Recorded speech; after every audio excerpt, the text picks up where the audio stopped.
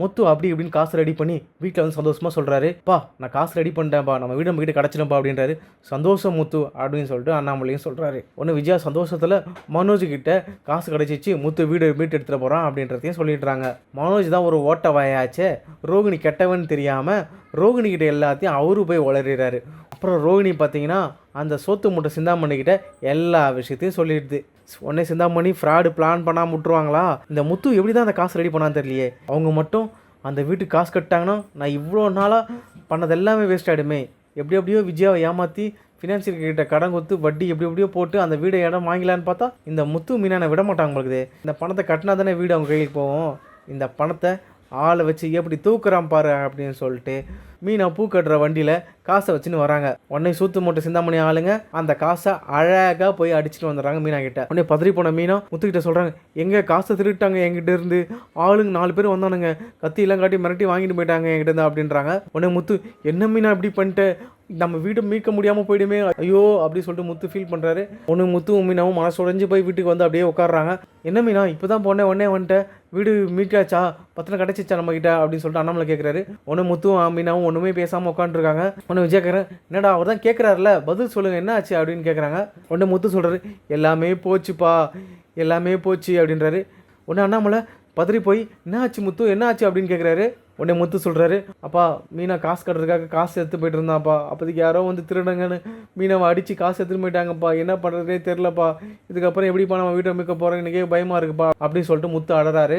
உடனே விஜய் அழறாங்க, ஐயோ நம்மக்கிட்டேருந்து காசு திருட்டாங்களா, போச்சு நம்ம வீடு போய்டும், நம்ம வீட்டுக்கு நம்ம திரும்பி போய்டுவோம்னு நினச்சினே.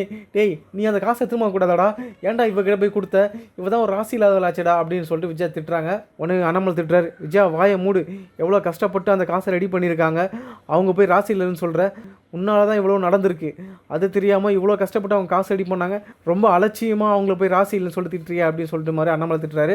எல்லாரும் உட்காந்து மூளைக்கு அப்படியே சோகமாக உட்காந்துட்டு இருக்காங்க. அப்போன்னு பார்த்தீங்கன்னா கிறிஷோட பாட்டி ஃபோன் பண்ணுறாங்க. உடனே அண்ணாமலை சொல்கிறார், முத்து யாரோ ஃபோன் பண்ணுறாங்க பாருப்பா அப்படின்றாங்க. விடுப்பா நம்ம வீடு ஜப்தி போயிடுச்சு, யாராவது அந்த கோர்ட்டில் இருந்தாம்பா பண்ணுவாங்க, இதுக்கப்புறம் பேசினாப்பா பண்ணுறது, எப்படியோ ட்ரை பண்ணி எவ்வளோ கஷ்டப்பட்டு 2 நாள் தூங்காமல் சாப்பிடாமலாம் உட்காந்து அந்த கார் ரெடி பண்ணி ஃபினான்சியர் கிட்ட காலில் விழுந்து காசு ரெடி பண்ணம்பா, எல்லாமே போச்சப்பா அப்படின்னு சொல்லிட்டு முத்து ஃபீல் பண்ணிகிட்டு இருக்காரு. உடனே அண்ணாமலை சொல்கிறார், முத்து நம்மளால் முடிஞ்ச அளவுக்கு நம்ம உழைப்பை போட்டுட்டோம், நமக்கு கிடைக்காம போயிடுச்சு, என்ன பண்ணுறது, யார் ஃபோன் பண்ணுறாங்க எடுத்து பேசுப்பா அப்படின்றாரு. உடனே முத்து ஃபோன் எடுத்து பார்க்குறாரு, கிறிஷோட பாட்டி தான்ப்பா ஃபோன் பண்ணுறாங்க அப்படின்றாங்க. சரி என்னன்னு கேளுப்பா அப்படின்னு சொல்லிட்டு அண்ணாமலை சொல்கிறாரு. உடனே முத்து ஃபோன் எடுத்துகிட்டு சொல்லுங்கள் அப்படின்றாரு. உடனே கிறிஷோட பாட்டி சொல்கிறாங்க, முத்து உங்கள்கிட்ட ஒரு முக்கியமான விஷயம் பேசணும்பா அப்படின்றாங்க. உடனே முத்து என்ன விஷயம் சொல்லுங்கள் அப்படின்றாரு. உடனே கிறிஷோட பாட்டி சொல்கிறாங்க, ரோகிணி பார்த்துக்காக சிந்தாமணின்றவங்க வந்தாங்க, உங்கள் வீட்டை மீட்க போகிறதுக்காக நீங்கள் பணம் ரெடி பண்ணியிருந்தீங்களே, அந்த விஷயத்த ரோகிணி சொன்னவனையும் சிந்தாமணி ஏதோ தப்பாக ஏதோ விஷயம் பண்ண போகிறாங்கன்னு எனக்கு தோணுச்சு, ரோகிணி சிந்தாமணி ரொம்ப நல்லவங்க நினச்சிட்டு ஏதோ விஷயத்தை தப்பாக ஏதோ முடிவெடுக்கிறா போல் எனக்கு தோணுச்சு, அதான் போகிட்ட சொல்கிறேன்ப்பா அப்படின்ட்டு கிறிஷோட பாட்டி உண்மையை உடச்சிடுறாங்க. முத்து அண்ணாமலை கிட்ட சொல்கிறேன், அப்பா நம்மக்கிட்ட இந்த காசு திருந்து வேறு யாரும் இல்லைப்பா, இந்த ரோகிணி சிந்தாமணி தான்ப்பா பிளான் பண்ணியிருக்காங்க அப்படின்ற மாதிரி சொல்கிறாரு. உடனே மீனா கேட்குறேன், எங்க நம்ம எப்படி காசு ரெடி பண்ணிட்டோன்ட்டு சிந்தாமணிக்கு தெரியும் அப்படின்ற மாதிரி கேட்குறாங்க. உடனே முத்து கேட்குறாரு, ஆமாம் அதுவும் கரெக்டு தான் அம்மா, நீங்கள் எதாவது மனோஜுக்கு ஃபோன் பண்ணி சொன்னீங்களாமா அப்படின்னு கேட்குறாங்க. உடனே விஜயா சொல்கிறாங்க, ஆமாம் நான் மனோஜ்கிட்ட மட்டும் சொன்னேன், இந்த மாதிரி காசு ரெடி பண்ணிட்டாங்க கட்டிடுவாங்க அப்படின்ட்டு. உடனே முத்து சொல்கிற, போச்சு எல்லாமே போச்சு, அம்மா தான்ப்பா சிந்தாமணி திருடுறதுக்கு எல்லாமே வழி போட்டு கொடுத்துருக்காங்க அப்படின்றாரு. உடனே விஜயா சொல்கிறேன், டேய் நான் மனோஜ்கிட்ட சொல்கிறதுக்கும் சிந்தாமணி திருடுறதுக்கும் எப்படா காரணமாகும் அப்படின்றாங்க.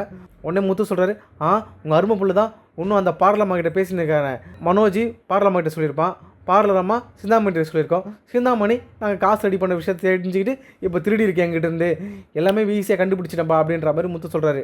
உடனே விஜய் மனோஜுக்கு ஃபோன் பண்ணி கேட்குறேன், டேய் மனோஜ் நான் உங்ககிட்ட காசு ரெடி பண்ணிட்டாங்க முத்து சொல்லும் போது நீ ரோகிணி எதாவது சொன்னியாடா அப்படின்னு கேட்குறாங்க. அம்மா இல்லையம்மா அப்படின்ற மாதிரி மனோஜ் சொல்கிறாரு. உடனே விஜயா, டேய் அம்மா சத்தியமா நீ உண்மையை சொல்கிறா அப்படின்றாங்க. உடனே மனோஜ் உண்மையை ஒத்துக்கிறார், ஆமாம்மா நான் ரோகிணி கிட்ட சொன்னம்மா அப்படின்றாரு. உடனே விஜயா திட்டுறாங்க, டேய் லூஸு வாழ்க்கையில் நீ என்றைக்கும் உருப்பட மாட்டேடா மனோஜ், நீ தேவையில்லாமல் அந்த ரோகிணிகிட்ட சொன்னதால அந்த ரோகிணி சிந்தாமணிகிட்ட சொல்லி இப்போ முத்துக்கிட்டேருந்து காசு திருடிட்டாங்கடா, இப்போ நம்ம வீட்டை மூக்க முடியாமல் அளவுக்கு ஆயிடுச்சுடா அப்படின்ற மாதிரி விஜயா சொல்கிறாங்க. என்னம்மா சொல்கிறீங்க, நான் ரோகிணிகிட்ட சொன்னால் எப்படிமா சிந்தாமணிக்கு தெரியும் அப்படின்னா, டேய் அந்த சிந்தாமணியும் ரோகிணி தான்டா கூட்டு கலவானீங்க, தெரியாமல் முட்டாளாக இருக்கடா நீ அப்படின்ற மாதிரி விஜயா மனோஜ் திட்டு ஃபோன் வைக்கிறாங்க. உடனே முத்துவும் மீனாவும் போலீஸில் போய் கம்ப்ளைண்ட் பண்ணுறாங்க, எங்கள் காசு திருடு போயிடுச்சு, எங்களுக்கு முழுசாக ஒருத்தவங்கள சந்தேகம் இருக்குது அப்படின்றாங்க, சிந்தாமணி மேலே தான் அப்படின்றாங்க. முத்து மீனா போலீஸ் எல்லாரும் போயிட்டு சிந்தாமணி வீட்டில் போய் காசு திருடுறாங்க. அந்த 10 லட்சம் பணம் அங்கே தான் இருக்குன்றத போலீஸும் எடுத்துடுறாங்க. இப்போ சிந்தாமணி காசு திருடுனதுக்காக போலீஸ் சிந்தாமணி அரெஸ்ட் பண்ணிடுறாங்க. அது மட்டும் இல்லாமல் இப்போ முத்துக்கு வீடு கிடச்சிடுது கையில்.